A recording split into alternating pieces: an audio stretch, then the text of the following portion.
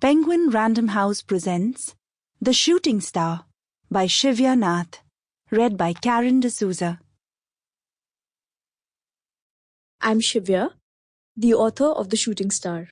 I began my adult life with a 9-to-5 corporate job, but quickly realized that I wanted to try something different. So I quit my job and gradually gave up my home, sold most of my belongings, stored some in the boot of a friend's car, and started living nomadically. This is my story. As you hear this audiobook, I look forward to connecting with you on Instagram and Twitter at Shivya. Happy listening. Chapter 1 Ayahuasca 2016. I don't know how I landed up there. My head was spinning uncontrollably. My body felt like it was on a roller coaster that was constantly changing direction. It took enormous effort to prop my head in my hands, but I had to, for I had the feeling it was detaching itself from my body, slipping away like a ball rolling down a slope. What was once the soothing hum of the Tena River, cascading down just steps from our makeshift shed, had turned into a deafening roar that grated against my ears. I wanted desperately to shut it out. Hot tears were burning my cheeks, flowing as intensely as the river, for I was convinced I would never regain control of my senses again. After several failed attempts, I managed to force one eye open and saw imposing trees shimmering faintly in the dim moonlight. It gave me a marginally comforting feeling that I was still alive. If only I could pick myself up and somehow find my way out of this vast Amazon rainforest in Ecuador. The harder I concentrated on trying to shut out the deafening drone of the river, the harder my head pounded with scenes from my childhood that I had no conscious recollection of. There I was, a chubby little girl with wavy golden brown hair on a Ferris wheel, waving enthusiastically to my parents and returning the affectionate smiles on their faces. Were those the verdant mountains of Missouri, covered in pine forests in the backdrop? As the Ferris wheel spun, and my mind spun faster than any Ferris wheel ever can, I kept straining my neck to spot my parents in the crowd, scared to lose sight of them even for a second. I must have been 6 or 7 years old then, because these day trips to the hill station of Missouri from our home in the Dehradun Valley, where I grew up, were a regular fixture in the summer holidays of my childhood. The loud rumble of the river shook me awake, and I felt an intense sadness at the thought that I might never see my family again. Actually, I do know how I landed up there. A few weeks ago, after impulsively booking a flight to Ecuador while at a friend's apartment in New York City, I was researching authentic experiences in the Amazon rainforest when I stumbled upon a traditional shamanic ritual in the Ecuadorian and Peruvian Amazon centered around drinking ayahuasca in a night ceremony in the forest. Ayahuasca is a native Amazonian plant, and for centuries, shamans, the native Amazonian healers, have used its root and that of another plant, either chacruna or chacropanga, boiled and concentrated to make a natural brew that helps them cleanse their patients of negative energies.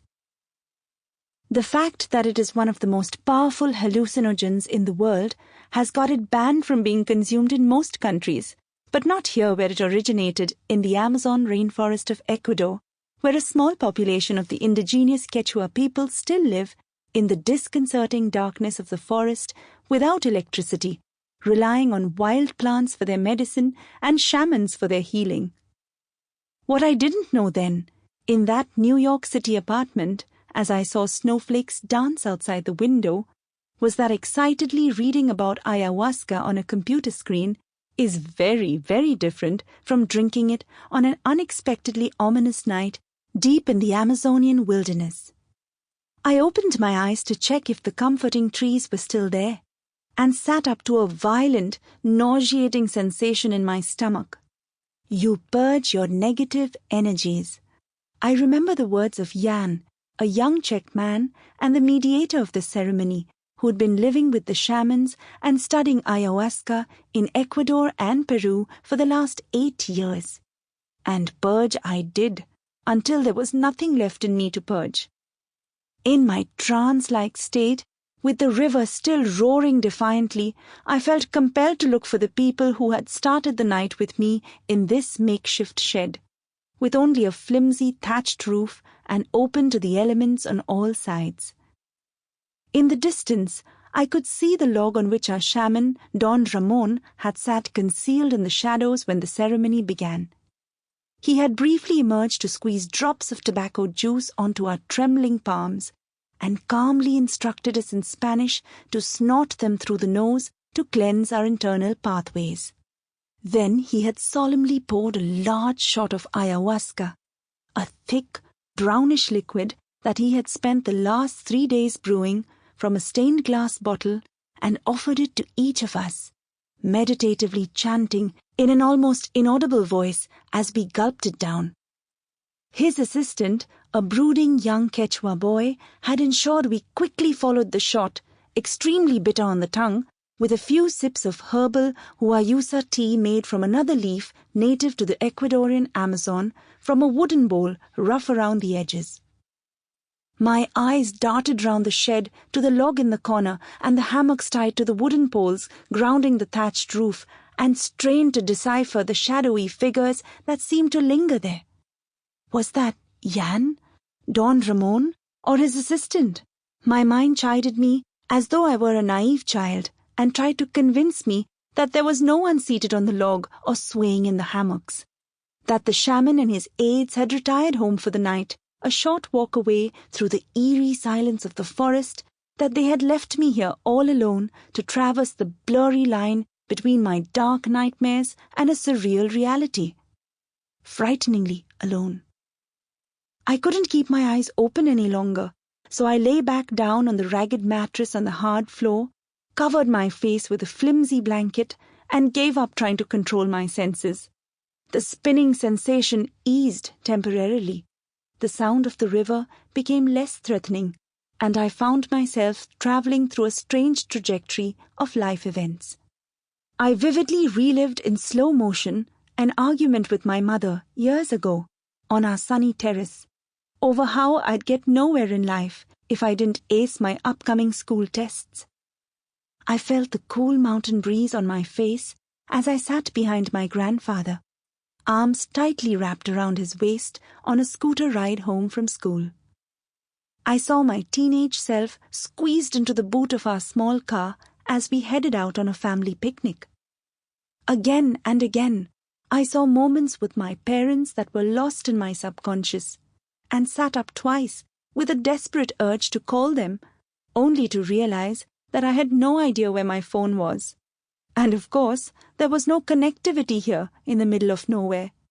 As a girl who has been fiercely independent and rebellious since my late teenage years, this wasn't a common urge for me.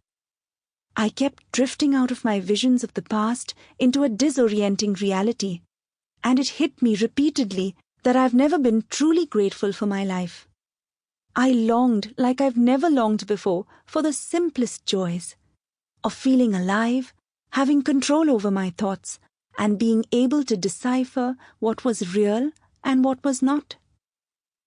Suddenly, it occurred to me to check on my friend, whom I had, a little coercively convinced to participate in this ceremony with me. In utter shock, I saw his head lay decapitated on one side of his mattress, and the rest of his squirming body on the other side. I wanted to reach out desperately and fix it back, but I couldn't move, as though my legs had been paralyzed, so I hopelessly pleaded with him to put his head back on his body. I can't say how many hours passed this way. Every now and then I heard a shrill timer go off, the source of which I could never identify, as though it had been set there to count down to my inevitable doom. The hammering sound of the river was becoming unbearable again. My heart pounded more heavily than before. In a sudden flash, I remembered Jan's instructions, that if the medicine, The ayahuasca was affecting our senses too intensely. Sample complete. Ready to continue?